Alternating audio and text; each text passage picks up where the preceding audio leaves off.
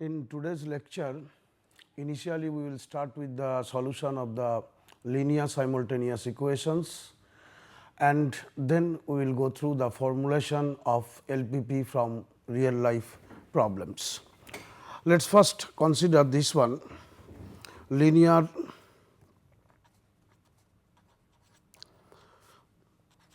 simultaneous equations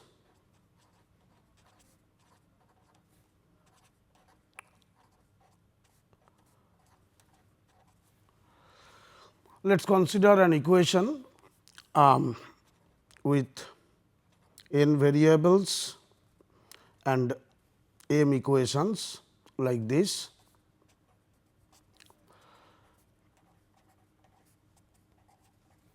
A21 x1 plus A22 x2 plus A2n xn equals B2 and a m1 x1 plus a m2 x2 plus a mn xn, this is equals Bm. This is the set of m linear equations with n unknowns.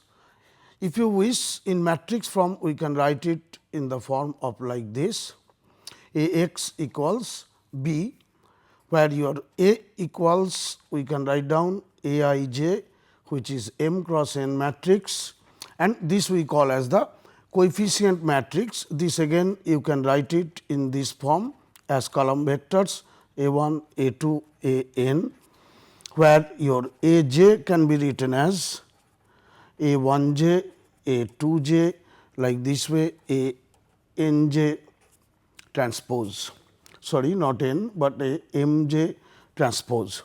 So, the matrix A can be written like this: capital X is nothing but an n component column vector x 1, x 2, x n transpose, and your B is again one m component vector column vector, which is B 1, B 2, B m transpose.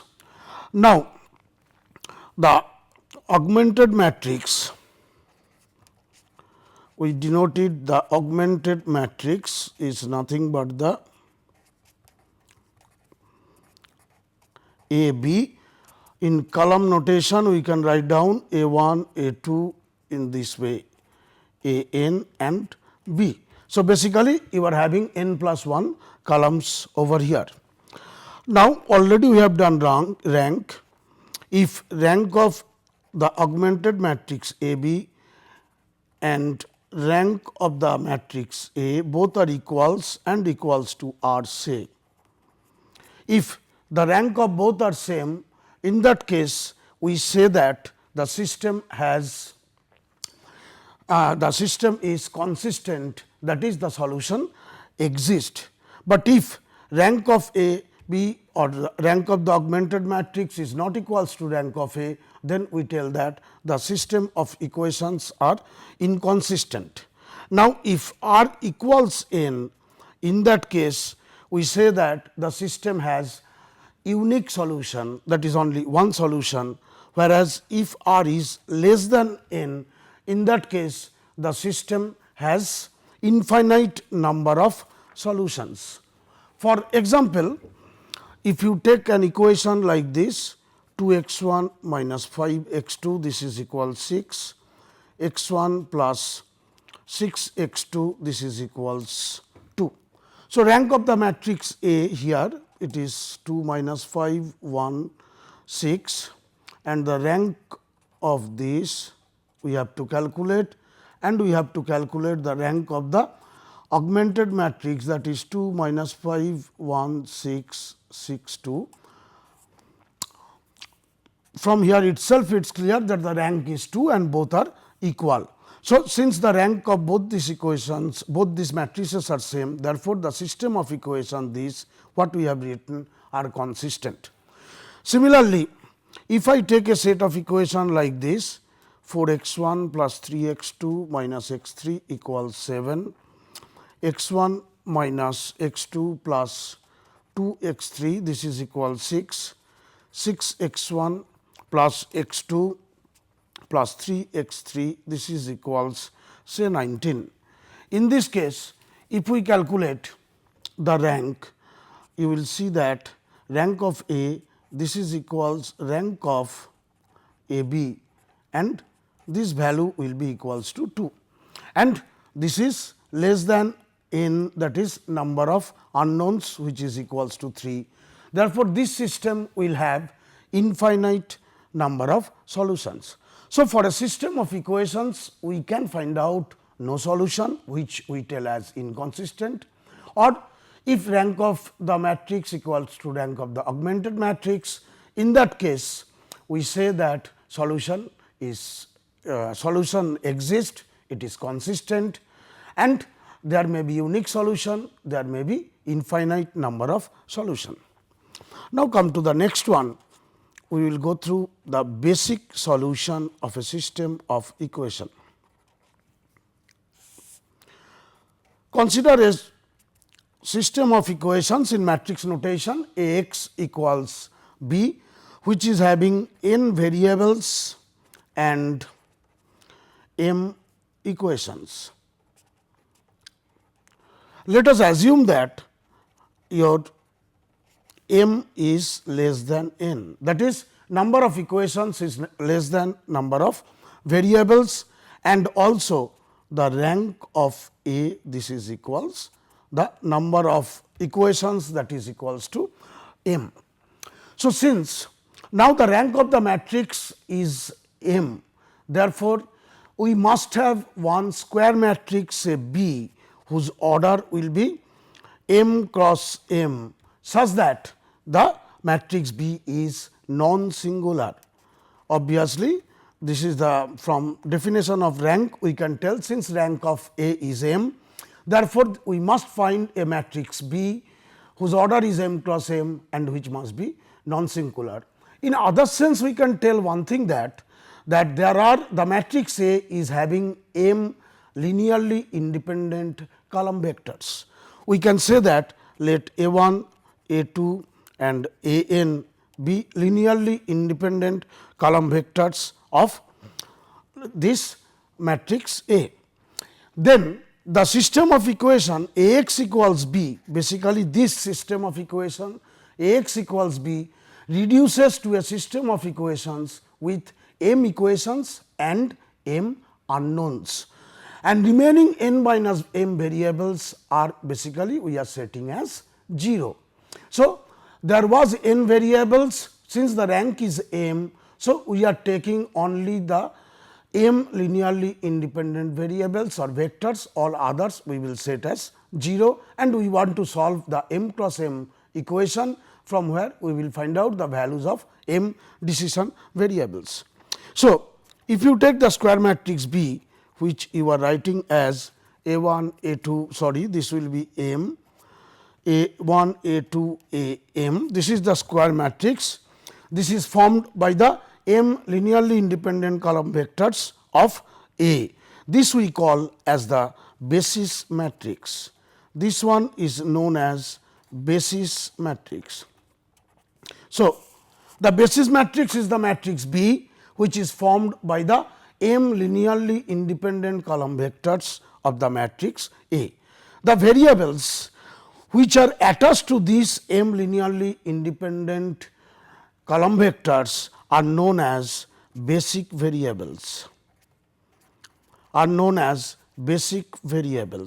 So, I think it is clear that the variables which will be attached to these m linearly independent column vectors are known as basic variables, whereas the remaining n minus m variables which we have set as 0 are known as non-basic variables. So, remaining n minus m variables which we are setting as 0 are known as non-basic variables.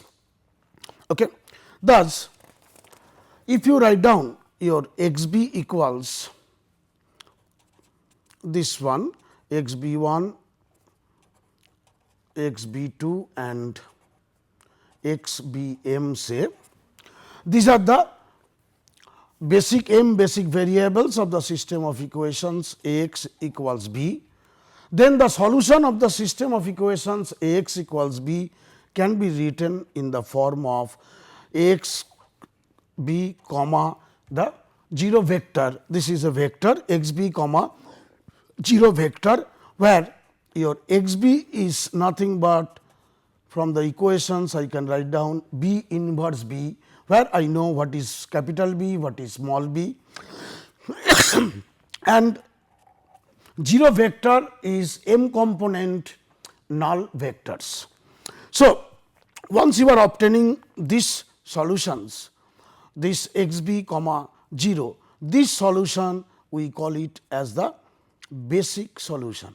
This solution is known as the basic solution.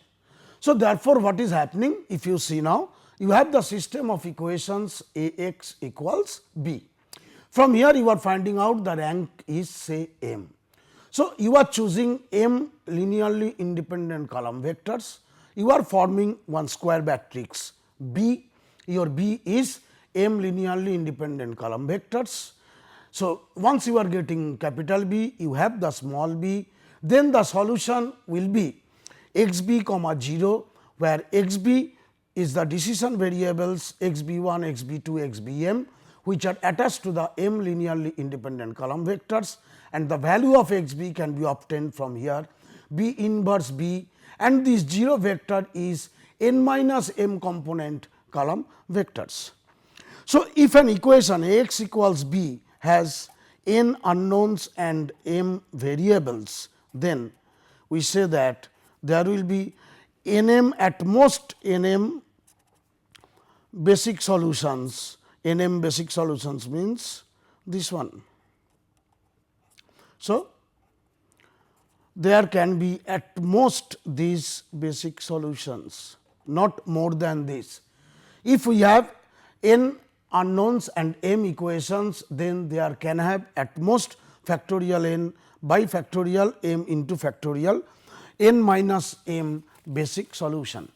Let us take one example how to find out the basic solution. All these things will be required whenever you are going through the LPP format, then it will be required for us. Say the equations are x 1 plus x 2 plus x 3, this is equals 9, 2 x 1 minus 4 x 2 plus 3 x 3, this is equals 4. We want to find out the basic solutions of this system of equations. So, here your capital A is 1 1 1, 2 minus 4 3, your small b is the basic vector here 9 and 4. So, from obviously you can find out the rank of check, rank of A, this is equals rank of B, and this is equals to. Now, number of basic solutions at max, how many you can get, that is number of basic solutions what you can get, this is factorial 3 by factorial 2 into factorial 1, which is equals 3. So, the number of basic solutions at max you can get, that is your 3. The basis matrices, if you wish, you can write down the basis matrices from here. Basically, if you see from here you can take the column vectors, these are the column vectors, combination of these column vectors will give you the basis matrices. Just like if I denote it by A 1, A 2 and A 3, these are the 3 column vectors over here. The basis matrices can be written as your B 1 will be one combination is A 1, A 2, A 1, A 2 means 1, 2, 1 minus 4. The second one you can take as B 2, A 1, A 3, A 1, A 3, this will be equals to 1, 1 and 1, 2, 1, 3. Similarly, B 3 can be solved as A 2 comma A 3, this will be 1 minus 4 and 1, 3. So, basically these are 3 basic vectors, your basis vectors you are getting B 1, B 2, B 3. Now, your job is to find out the basic solutions from here. So, basic solutions, there will be 3 basic solutions corresponding to these 3 basis matrices. one will be x b 1, which is nothing but b 1 inverse b. Since I know b 1, I can calculate b 1 inverse. Already we know how to calculate the b 1 inverse. I am just writing the matrix minus 4 minus 1 minus 2 1 9 4, and if you multiply these two matrices, you will obtain 20 by 3 and 7 by 3. Similarly, x b 2 is nothing but b 2 inverse b. This will be b 2 inverse will be this one 3 minus 1 minus 2 1 9 4. The solution can be written as 23 minus 14, and your x b 3, this will be equals to b 3 inverse b, and this will be equals to 1 by 7 3 minus 1 4 1 9 4 is constant. After multiplication, you will obtain 23 by 7 40 by 7. So, like this way, whenever a problem is given to us, you can find out first what is the rank of the matrix. From there, you can find out what are the linearly independent column vectors of the matrix, and then what are the basis vectors. Once I obtain the basis vectors, like this way, I can find out the basic solution. Therefore, once I obtain the basic solution, I can write down what is the solution of the system of equations. So, the solution of system of equation can be written as 20 by 3 7 by 3, this was a 1 a 2. So, third variable will be equals to 0, that is x 1 x 2 is 20 by 3 7 by 3 corresponding to the independent linearly independent column vectors a 1 a 2, and the third one will be 0. This is one solution. The other solution will be 23 a 1 a 2, here is 0 and minus 14. Similarly, for the third case, it will be 0 23 by 7 and 40 by 7. So, like this way, I am obtaining the solution of the given system of equations using the basis vector and the basic solutions. Now, if the components of the solution set corresponding to the non-basic variables corresponding to the basic variables are non-zero. Just like for the first case, the basic variables are non-zero. For the second case also, the basic variables are values of the basic variables are non-zero. Third case also same thing. Then this type of solution is known as non-degenerate basic solution. Non-degenerate basic solution. So, non-degenerate basic solution means the solution where the basic variables values are non-zero in the solution set. This is called non-degenerate basic solution, and if we are otherwise we call the solution as the degenerate basic solution. Now, come to the next part, that is formulation of LPP.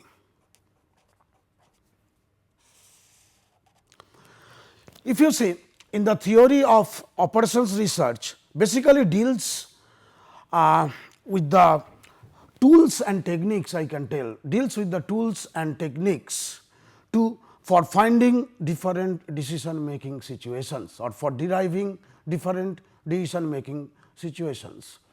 Basically, OR deals with determination or the deterministic decision making process, where the resources like your manpower, raw material, machine, land, the limited budget, these things are available or known, and using these things, if we combine these things, it will form a particular product or more than one product. Or in other sense, we are telling that you have a set of resources. From the set of resources, using satisfying some constraints, you want to finish or you want to get a finished product. And whenever we are taking the decision making, in the process of decision making, what is happening? We have to work under restrictive environment. The restrictive environment, I want to mean that the available resources, the values of the available resources like manpower or the machine or the land or the budget, these values are known and predefined. You cannot change these values. So, under these constraints, you want to find out the values of the objective functions. So, there are certain steps in the formulation.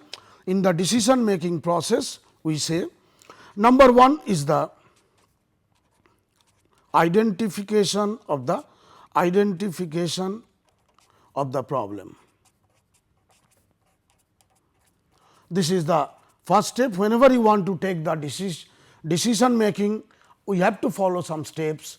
The first step we are telling is the identification of the problem.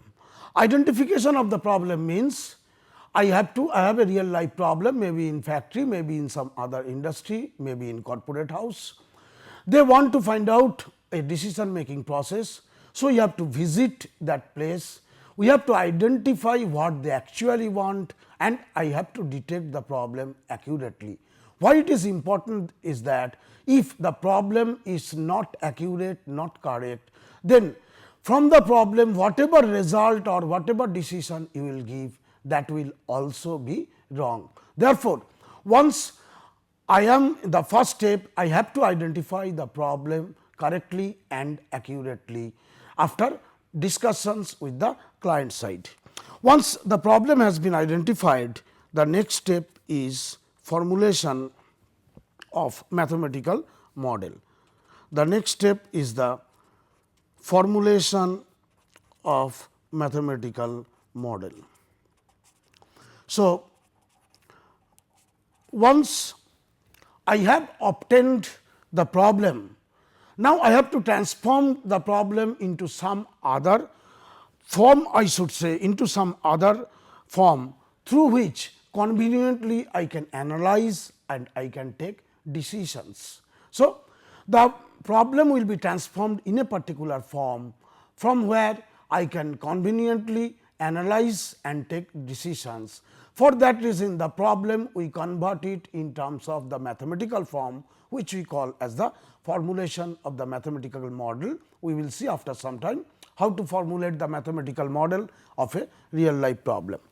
Once I have formulated the mathematical model, then the third step is deriving the solution of the model. Deriving the solution of the model. Now, we have to develop some procedure or method or mechanism through which I can find out the solution of the mathematical model. As I was telling you, mathematical model will involve certain decision variables, certain objectives, certain constraints. So, using some technique, some procedure, actually we have to find out the values, optimum values of the decision variables which we want to learn. So, this is the third step, that obtain the solution. Once you have obtained the solution, then you have to validate the model. Validate the model means the process of testing and improving the model is known as the process of validation. Once you obtained a solution, now you have to check the solution, how does it reflecting the behavior of the real life model. Does it really satisfying the behavior of the real life model or not? That checking we call it as the validating the model. Otherwise, maybe there is, if it is not satisfying the behavior of the real life problem, it means that we have some problem in the formulation of the model or in the solution procedure. So, we have to again test it. So, this process we call it the validate the model. That means the model which we developed, the solution procedure what we generated, that is matching with the real life phenomenon. This we call the validation. After the validation is done, the last step is implementation of the model. The last step will be the implementation of the model. The implementation means your model may be very large mathematical model. It may have 50 equations, 50 unknowns, something like that way. So, it may not be possible for you to solve the model by hand. So, we have to make use of some software, we have to develop some software. So, that we call as the implementation, that how I will develop the implementation process. So, these are the basic 5 steps in the formulation of any model. The 5 steps are identification of the model, then formulation of the identification of the problem, formulation of the model, deriving the solution, validate the solution, and at last implement the solution. Now, let us see one general LPP. A general LPP, just see here, I have written already. A general LPP can be written in the following form. I am writing first maximize z equals C1 x1 C2 xn Cn xn. This we call as the objective function or in other sense you want to optimize, maximize the value of this function. This is a linear function, please note this one, subject to the constraints that a11 x1 plus a12 x2 plus a1 n xn less than equals b1, a21 x1 plus a22 x2 plus 2n xn less than equals b2. Similarly, a m1 x1 plus a m2 x2 plus a mn xn less than equals bm.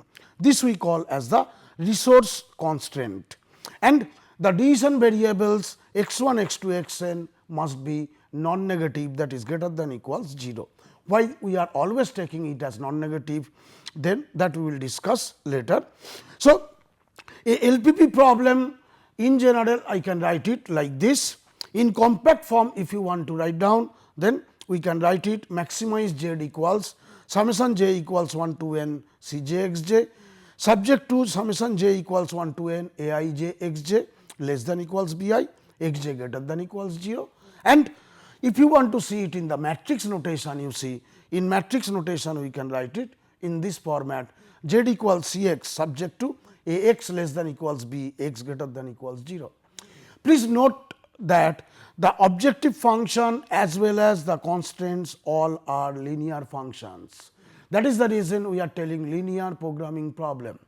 If it is non-linear or if it does not satisfy this particular format, you cannot, you have to bring it back to this format, then only we can find the solution. There is another problem which we call as the minimization problem. In general, you can write down minimize z equals c x subject to a x greater than equals b. So, here if you compare these two, whenever you are maximizing, then the inequality is less than equals. Whenever you are minimizing a problem, the inequality is greater than equals form.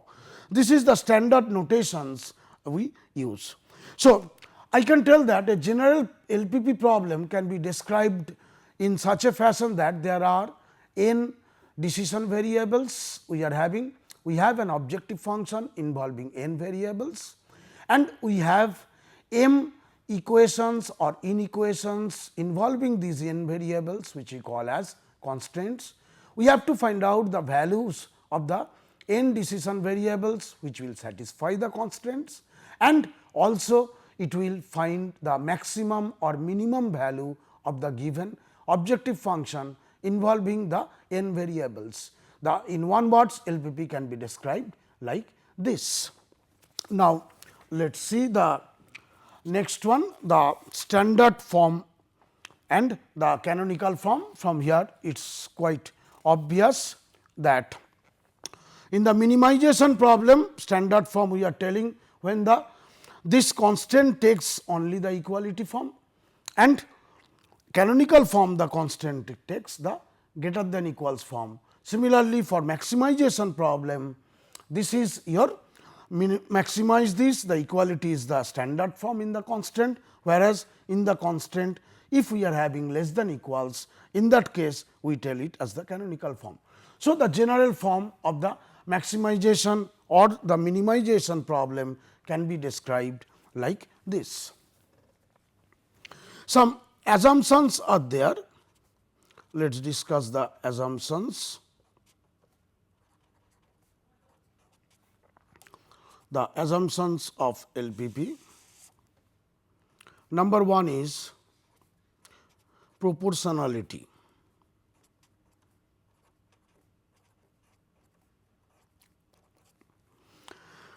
For a variable x j say, it has a contribution at two places. Its contribution to the cost equation is C j x j, whereas its for the variable x j, its contribution to the constraint to the ith constraint is a I j x j. So, every variable has some contribution, one on the objective function, that is C j x j, and on the ith constraint a I j x j. Now, if you change the value of x j, then it will affect your objective function as well as the ith constraint also. That is, there will be no loss or no gain, I will tell, no loss or no gain if you change the values of, or if you give more emphasis on a particular activity x j, because either it will affect the cost or objective function or the constraint. So, this property we call it as the proportional property, that is, if you change a activity x j, proportionately there will be a change in the objective function as well as on the ith constraint. Number 2 is additivity. This assumption, basically this guarantees you that the total cost is nothing but the sum of the individual cost of the activities. Total cost is the sum of the individual cost of the individual activities. Similarly, for the ith constraint also, if you see the ith constraint is nothing but the individual contributions of the ith activity, individual contributions of the individual activities, and if you take the sum of these, you will get the ith constraints. So, basically the by addition of the different activities or the different decision variables only, you are formulating the objective function as well as the constraints. In other sense, you can tell that these activities or the decision variables are independent of each other. They are independent decision variables. Number 3 is divisibility.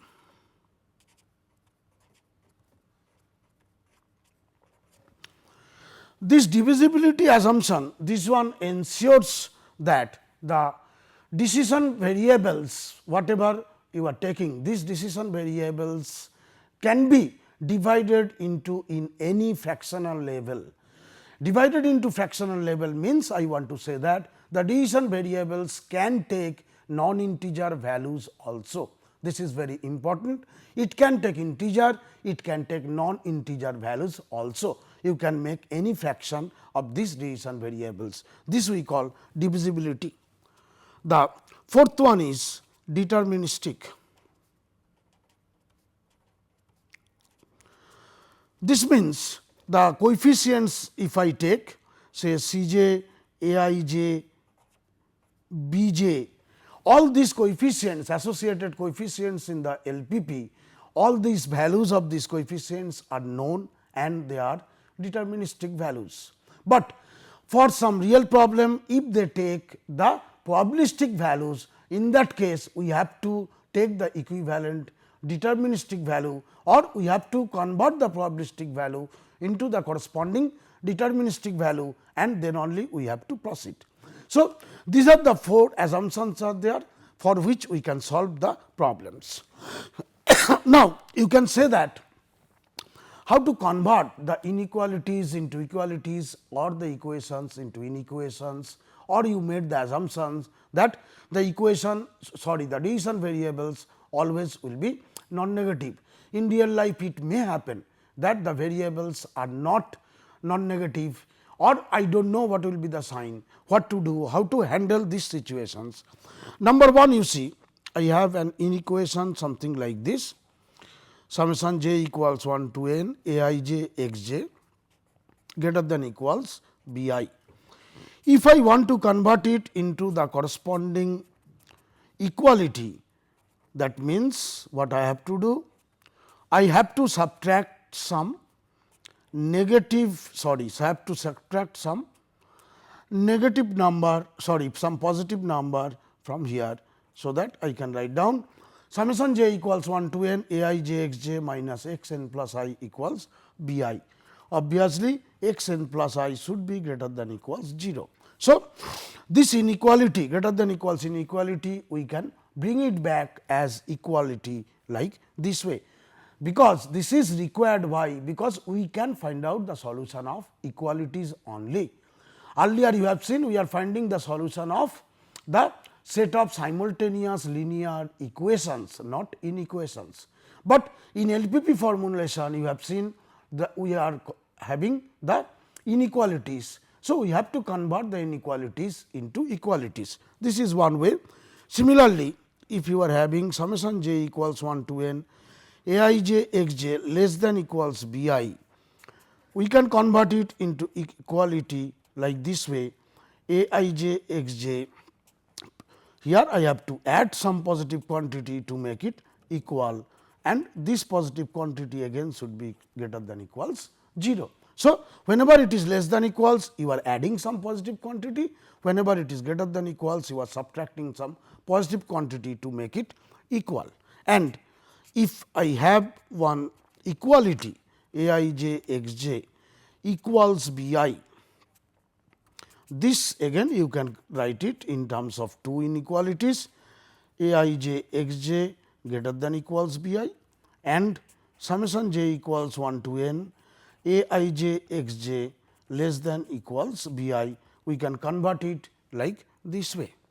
Now, why we have assumed the non-negativity condition that x j decision variables x j always will be greater than equals 0. If you see, we want to formulate the real life problems only, and in real life the decision variables represents nothing but the physical quantities, and physical quantities cannot be non-negative, they must be greater than equals 0. That is the reason that this particular restriction has been imposed, since we want to solve only real life problems and decision variables can take non-negative values only. For that reason, our x j is greater than equals 0 always. Now, suppose your x j is unrestricted in sign. If x j is unrestricted in sign, in that case I can write it like this: x j equals x j dash minus x j double dash, where I can tell x j dash greater than equals 0 and x j double dash also greater than equals 0. Or in other sense, by you are converting it into two, you are making the negation of two numbers where both are greater than equals 0. By this way, you are breaking the unrestrictedness. All these things again we will discuss whenever we will find out the solutions of the LPP problem. Now, what do you mean by the solution of the LPP? The solution of the LPP means then a set of values of the optimum values of the decision variables, which will satisfy the all the constraints and which will produce the optimum value, that is maximum or minimum value of the objective function. Now, the solution whatever we are obtaining for the LPP can be classified as follows. It may be feasible solution, I am just writing like this way: feasible, infeasible. It may be optimal, it may be non-optimal, and it may be unique, it may be multiple. So, of course, feasible, infeasible solution, all these are solutions only. A solution which satisfies all the constraints is known as feasible solution. So, a solution which will satisfy all the constraints is known as feasible solutions.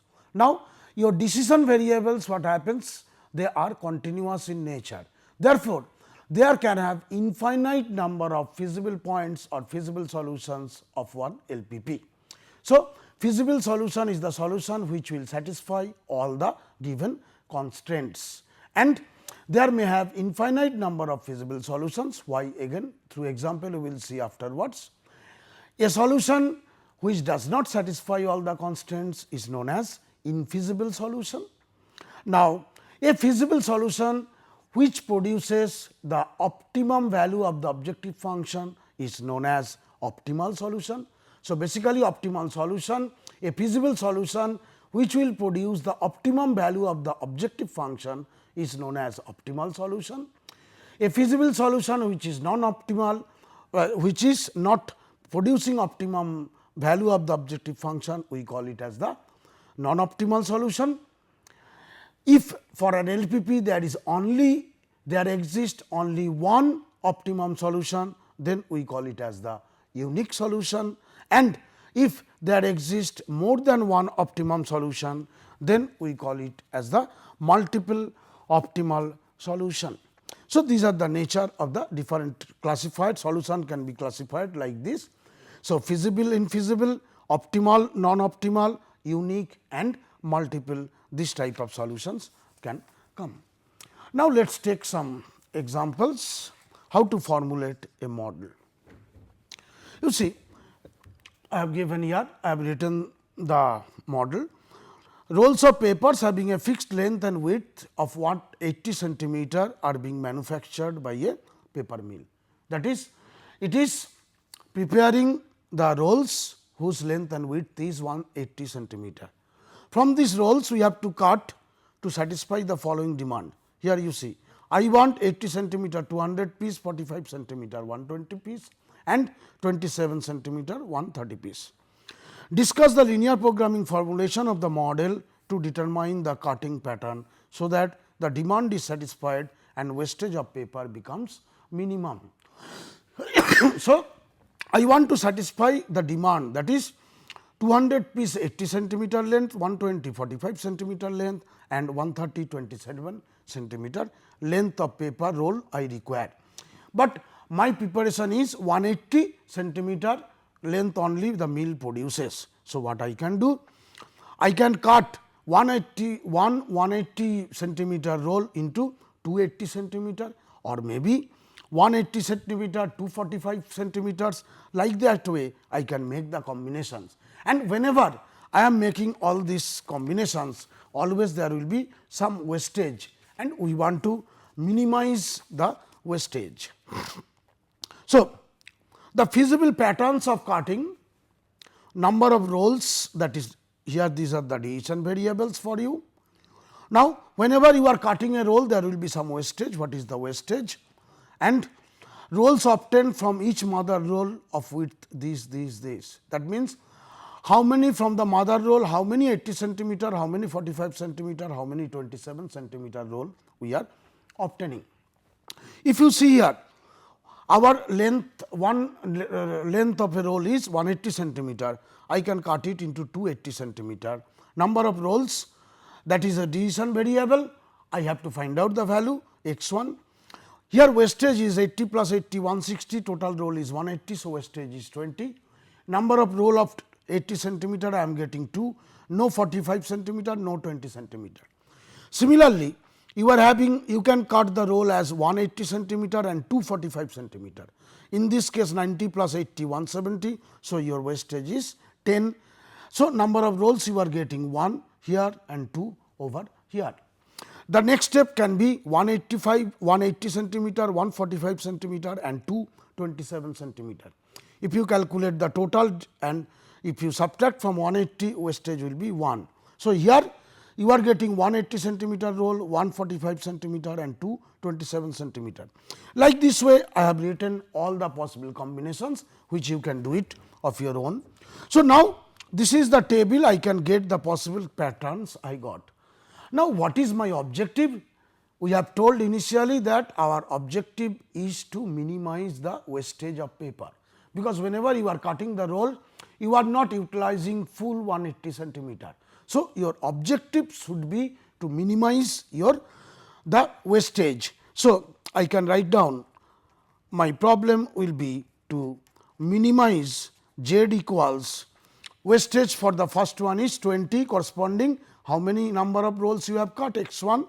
So, 20 x 1 plus 10 x 2 plus x 3 plus just multiply this 19 into x 4 x corresponding to x 5, there will be nothing, 18 x 6 plus 9 x 7, if corresponding to x 8 again nothing will be there, 18 x 9.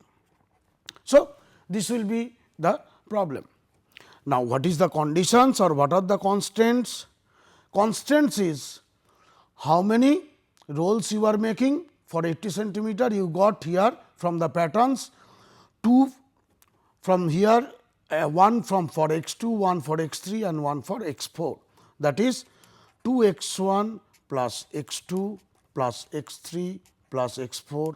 This is the total number of rolls you got, 80 centimeter rolls you are getting. So, this value we have told this should be, we want 280 centimeter rolls. So, this should be equals to 200. Similarly, from this one, if I add 2 x 2 plus x 3 like this way, this value should be equals to 180 because 120, because I want 120 45 centimeter rolls. So, you can write down 2 x 2 plus x 3 plus 4 x 5 plus 3 x 6 plus 2 x 7 plus x 8, this is equals 120. And similarly, for the third case also on the same way you can write down 2 x 3 plus 3 x 4 plus x 6 plus 3 x 7 plus 5 x 8 plus 6 x 9, this is equals number is 130, we want 130 27 centimeter roll. So, my problem basically I had that problem using this table, I am formulating the mathematical model of my problem. So, this is the second step. So, this is one linear function, objective function, constraints are also linear. So, this formulation is known as the standard LPP. So, from the problem I formulate it as a mathematical model. Obviously, my next step will be to find out the solution of this system of equations. My next one is, take this one, personnel assignment problem. Jet Airways is adding more flights to and from its hub airport. So, it needs to have additional customer service agents. The following table shows the number of agents required for different time periods, and for just see this one, for different time periods as well as daily cost per agent in different shifts. Actually, I have not written the cost, just write down here daily cost, it should be 170, 160, 175, 180, 200. This is the daily cost per agent. So, different time periods are there like 6 a.m. to 8 a.m. and here also per shift is like this, 6 a.m. to 2 a.m., 8 a.m. to 4 p.m. time period covered, and this is the time period for the agents, and what is the number that is being given over here. So, this is the table and we want to find out, the problem is to determine how many agents should be assigned to the respective shifts each day to minimize the total procurement cost for the agents. So, we want to find out the number of agents to be deployed each shift. So, if you assume x j, let x j is the number of agents assigned in shift j, x j is the number of agents assigned in the shift j. If you consider one example, here you see this from 2 to 4 p.m. 2 to 4 p.m. the number of agents assigned to the shift that cover the shift, how many? Shift 2 and shift 3, and it should be minimum number of agent is required is 64. So, for this one 2 to 4 I require in shift 2 plus shift 3, shift 2 is x 2, shift 3 is x 3. So, x 2 plus x 3 should be greater than equals this minimum number of this one. So, this one represents x 1, that is the number of agents assigned to the shift j, number of agents assigned to the shift j. So, for this case it should be x 1 greater than equals 48, like this way x 1 plus x 2 greater than equals 79. So, and what is the objective? The objective should be to minimize the cost of the agents, daily cost of the agents. Daily cost is given 170, 160 like this way, and this shift I require x 1 agents, this shift x 2 like this way. So, my objective function should be minimize, this is again a minimization problem, minimize z equals 170, this 170 x 1 plus 160 x 2 plus 175 x 3 plus 180 x 4 plus 200 x 5. So, this is the total cost of all the wages 176 x 1 I think, sorry 170 x 1 160 this thing.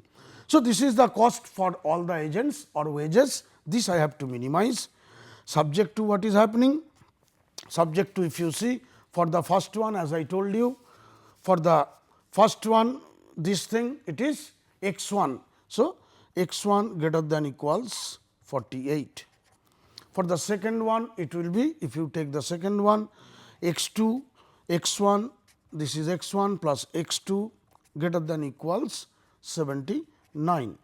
Next again x 1 plus x 2 greater than equals 65, and like this way you can write down for all others also. I am just writing now, I think you can understand. Now, x 1 plus x 2 plus x 3 greater than equals 87, x 2 plus x 3 greater than equals 64, x 3 plus x 4 greater than equals 73, x 3 plus x 4 greater than equals 82, x 4 greater than equals 43, x 4 plus x 5 greater than equals 52, and your x 5 is greater than equals, just see x 5 is greater than equals 15, and obviously for all these cases your x j should be greater than equals 0, j equals 1, 2, 3, 4 and 5. So, like this way I can formulate the problem. Let us take one more example of this, I hope it will be clear by you. The CEO of a sawmill company wants to prepare the next month's log hauling schedule to his 3 sawmills. He wants to make sure that, just see, he wants to make sure that he keeps a steady adequate flow of logs to his sawmills, there should not be any shortage. Simultaneously, he wants to minimize the transportation cost. So, from site he has to transport the logs into different destinations. Basically, if you see, these are the sites are given, 3 different mills are given, what is the distance in miles that is given, and the minimum truck load per day per logging site is also given, what is the demand per mill it is given. It has been told the average haul cost is rupees 2 per mile for both loaded and empty trucks. Formulate the transportation problem.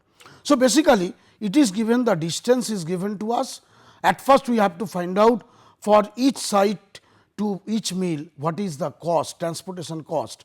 Transportation cost will be rupees 2 for one side. So, basically if it is 8 kilometer 8 miles, then 8 into 4 cost will be rupees 32, for this case 30 like this. So, let us write down the cost equation first, that is the site, and here you are having mill A, mill B and your mill C, 1, 2, 3. So, as I told you, whatever data is there on this table, multiply these by 4, you will get the costs. These are the demands, these are the minimum truckloads. So, your this one becomes 32, 40, 120, 60, 68, 104, 200, 80 and 60. So, this is this one. Now, let us suppose that x I j, I have to consider some decision variable, x I j is number of units I am telling, or logs, whatever you tell, number of units shipped from site I to mill j, site I to mill j, x I j, that is x 11 represent that I am number of units transferred from site 1 to mill A, like this way. So, here again this is a minimization problem, because I want to minimize the transportation cost.